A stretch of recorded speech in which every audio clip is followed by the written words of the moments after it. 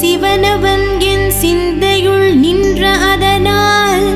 அவனருளாலே அவன் தாழ் வணங்கி சிந்தை மகிழ சிவபுராணம் தன்னை முந்தை வினை முழுதும் மோய உரைப்பன்